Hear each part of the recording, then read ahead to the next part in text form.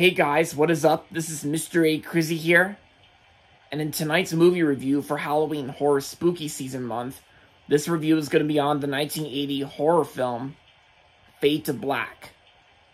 Fade to Black is directed by Vernon Zitherman, and this movie is about a guy named Eric Binford. Eric Binford, who's basically a shy and lonely movie buff, a cinephile, or of course like a movie buff, film buff, and of course Eric has been struggling to find his place in the world. The rejection by a Marilyn Monroe lookalike who embodies his obsession, and that sends him on a killing spree in which he transforms himself into classic film characters. And for the remainder of the film, like Eric pretty much, he goes around going on a killing spree while impersonating classic film characters. Cause yeah, he is a big movie lover out there. He is a big movie lover in this movie, I should say. So, yeah. I was doing research on this movie like not long ago and not recently, and of course, this movie did have me interested in checking out because it's basically about a film buff, and it's and of course I kind of do like movies about that, like movies about like a film buff or any type of movie that may not disappoint any film buffs out there like me, like myself. Of course, I got my Ghostface shirt right here.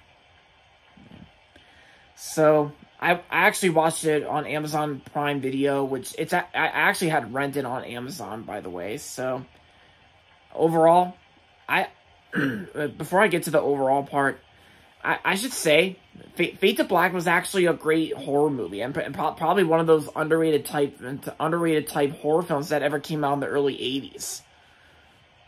And yeah, and while this is a psychological horror movie, there might be just a little bit of comedy in it, but most of the comedy is pretty much black comedy, almost like dark, serious comedy. And yeah, and I gotta say, I did like some of the movie references, like some of the classic movie references, and there was actually a part in this movie where Eric was talking to the Marilyn Monroe lookalike when they were riding a bike, when they were riding a bike, and so she was basically talking about those two Julie Andrews films, Sound of Music and Mary Poppins, and also in a couple scenes in this movie, there's actually a film poster for the classic horror movie Halloween, the 1978 film Halloween. There's a poster for it featured in this movie. And I gotta say, when it comes to the kills in this movie, the kills are pretty cheesy in this film. But I gotta say, I think probably one of the best kills in this film is probably the Psycho reference, because there's actually a Psycho shower parody, and yeah, that really caught me. And yeah, and while this movie's is not that great, I will say though, I did enjoy it for what it is. In case there are some movie buffs out there like me that have not heard about this movie until now, because I'm talking about it right now. I did like some of the movie buff elements. I like how it's basically like a film about movies and all that. Yeah. Because even the poster too, I thought was pretty cool too. It's basically just with the soda and popcorn, and of course our main lead that's basically wearing this little half vampire, half human face. Yeah.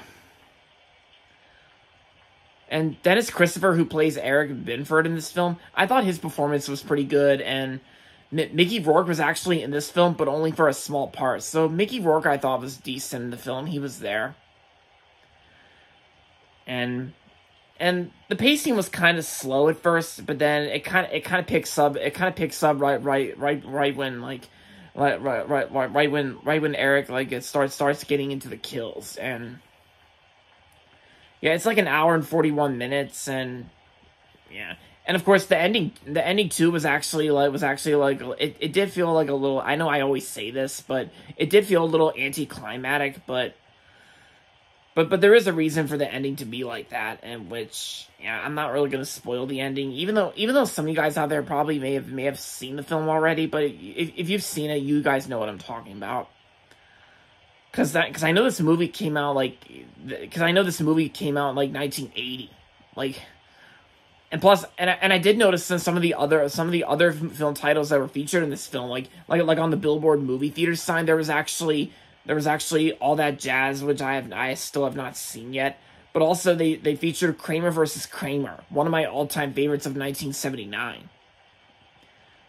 Yeah, because Kramer versus Kramer is a really good film. I really enjoyed that one. And Vernon Zitherman, like, he does a solid, decent job directing and writing this movie. The screenplay itself, it's okay. But and by okay, I mean in a good way.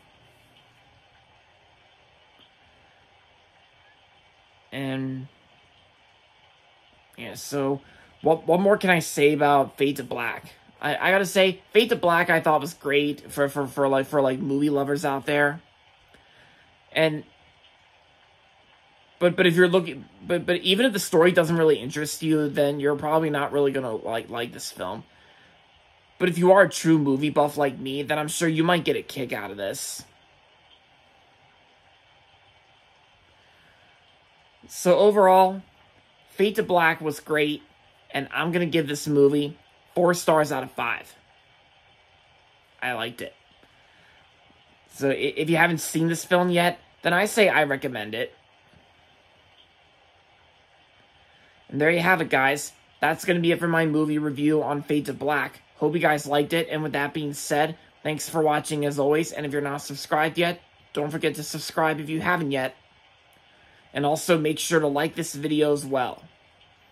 With that being said, until next time, this is Mr. A. Crizzy saying, goodbye everybody, and that's about it.